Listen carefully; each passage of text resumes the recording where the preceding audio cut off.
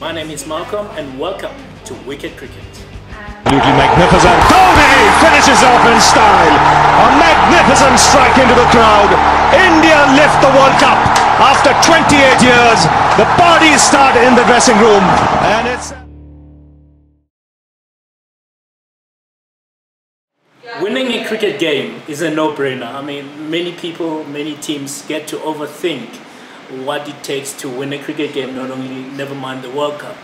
And for me, what is most important is the partnerships. Take, for example, from a South African point of view, a recent innings by A.B. de Villiers was made possible by the innings by Hashim Amla and Riley Rousseau. Now, those two played a very good foundation. At over 200-odd partnership, A.B. was able to come, play the shots he wanted to do, and guess what? 100 runs later, we're all celebrating, and that was one of the keys.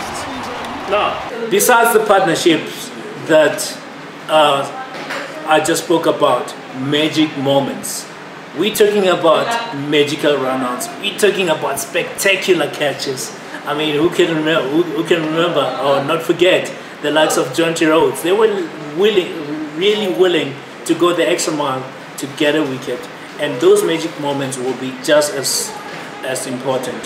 And the team that gets to build partnerships, betting partnership, work with bowling partnership, and have more magic moments than the others, they will lift the trophy.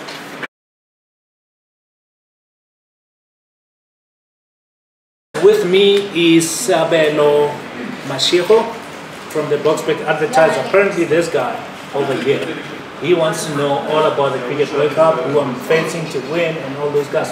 So Sabelo, what do you want to know? Oh, Malcolm, of course, you know, every World Cup we're going to win. We're going to have key teams and key players. Take me through the teams and which teams you think we'll be watching in the big business end of the tournament and the key players. Look, Sabelo, it's no secret. I mean, going into this World Cup, I'm telling you, Australia, South Africa, those are the big teams to look out for. You cannot go wrong with those two teams. You're looking at the likes of Michael Clark versus Dale Steyn. That's going to be an interesting duel to look out for. And in terms of the other teams, and I mean, I'm mentioning these two teams because I see one of these two teams actually lifting the trophy. And who knows, maybe, just maybe, the green and gold from South Africa will win it. Finally. Okay, yes, finally, of course. And then, but look, there are outsiders, you know, there are those teams that they sort of come out or come alive or come World Cup time. I mean, the likes of the West Indies. Every tournament, these guys, for the whole year, for the whole 4 years, they seem like a nothing team. Suddenly, tournament time, they can surprise a few people. But they are not my outsiders to win. My outsiders to win include India, Sri Lanka, and New Zealand. Now, personally, I don't think New Zealand have what it takes to win the World Cup, but who knows? A good home advantage, get pumped up. I mean, they did upset us. Yeah. World Cup, you know? Yes, they did. Of course they did. But then you have to think about the whole team as a whole. Are they world beaters? I don't think so. I mean, I don't think so. You know, I don't think so, because come World Cup time, it's all about the talent. It's all about the experience. It's all about who wins those magic moments I spoke earlier about. I didn't hear you mention Shane Watson though, Australia. I mean, what do you think of Shane Watson? Shane Watson, look, obviously every team has its players. Shane Watson is one of those players. Yes, he's a key player for them. But in terms of bringing magic to the tournament, I don't think he's that player that is going to bring magic to the tournament. He has some players that I think are going to bring magic to the tournament. You should look out for David Warner. That's no given. I mean, that guy can hit a ball as hard as anybody else and as far. Doesn't matter. You can give him 100 yards to clear. He can clear it. I think so. Michael Clark, as I said, Michael Clark, very solid. I think Michael Clark, in terms of captaincy, that's where he's gonna bring his magic. I think his captaincy is gonna be crucial. And then, of course, the big guy that Australia has been raving about is Steve Smith. This guy has literally torn apart the Indians in Test cricket, and who knows, this can translate into ODI and the World Cup. Now, we spoke earlier, Sabella, about the likes of the duel between Dale Steyn and the Australians. Now, besides Dale Steyn, South Africa goes into this World Cup with 2 players topping the rankings. AB de Villiers, #1 batsman in the world in one-day cricket. Can't disagree with that. And then followed by the big Hash, or the silent warrior as some would like to call him, Hashim Amla. He's ranked #2. He's just gone over Virat Kohli of India. So obviously those are the 2 players to look out for. And then let's go to the Indian side quickly. I've mentioned one name, Virat Kohli. There is no way that you can argue that Virat Kohli he reminds me a lot of, I dare say, Sachin Tendulkar. I mean, he is that special. You know, besides South Africa, India is my second best team. I love the Indians, I love Virat Kohli, and guess what? I love Rohit Sharma as well as MS Dhoni. Okay? I think MS Dhoni is a little bit under pressure, but I think he is still going to be the key player for the Indians as we expect him to be. I think talking about MS Dhoni, I think his role, just like you said about Clark, I think his role is going to play more as far as leadership skills are concerned.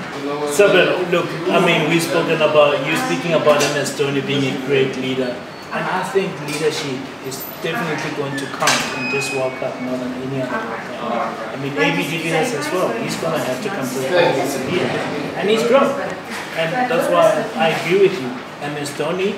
And let's look at the next guys that I have. You know, I think Angelo Matthews is a leader at that side.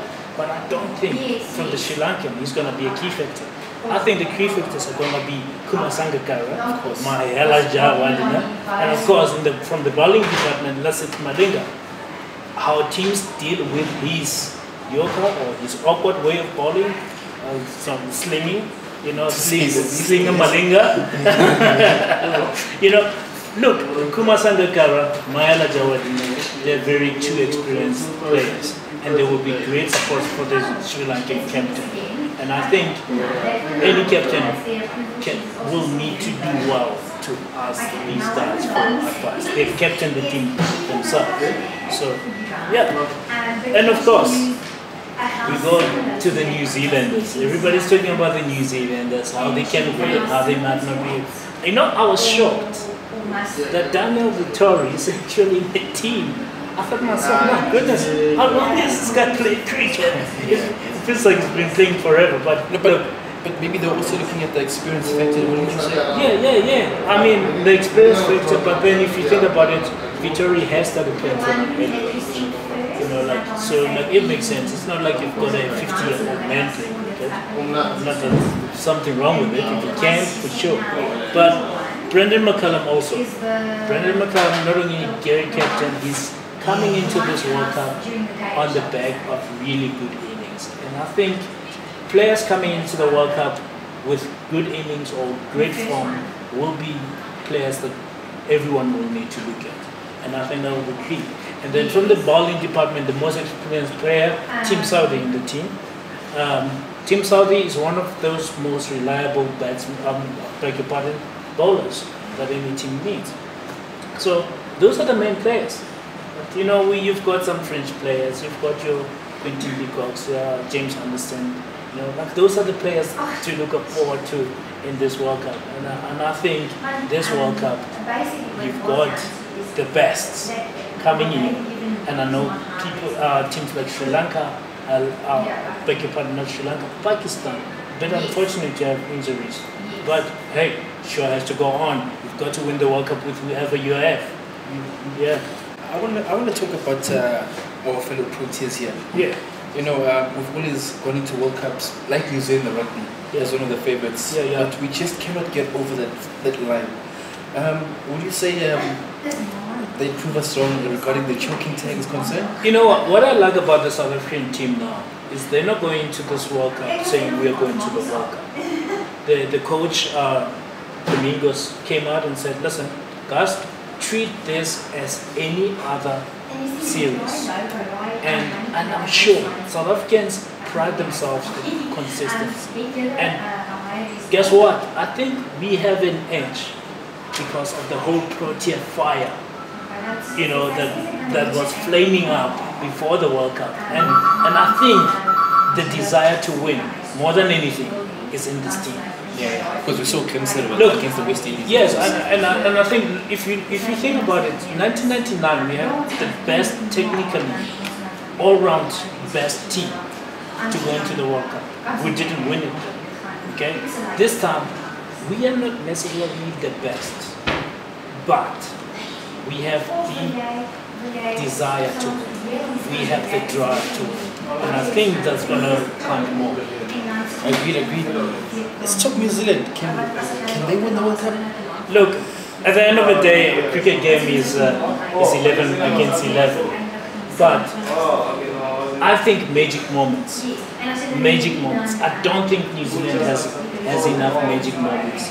They're a good team. They're playing at home. But hey, guess what?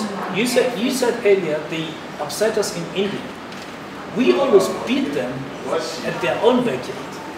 So the fact that we've always beaten them, if we meet against them, hey, we've got that over them. Okay. Any surprises to look out to? What do you say? Look, if there are any surprises to come up, I'm probably going to look at the likes of Zimbabwe, Bangladesh. I don't think Ireland is in that league anymore, because the thing is, here's the thing. Ireland, when they first came up, they were an unknown team. Nobody knew about them. That's why they were able to upset a few people. But I don't think people have worked them out. They know what to do against Ireland. So it's a no-brainer. So we are going to the World Cup Sunday coming.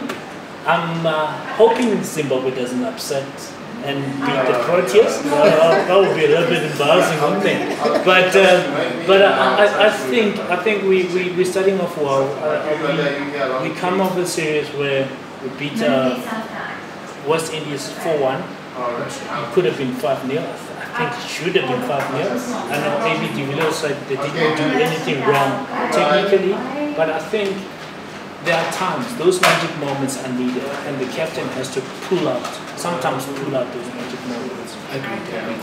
Maybe ball himself.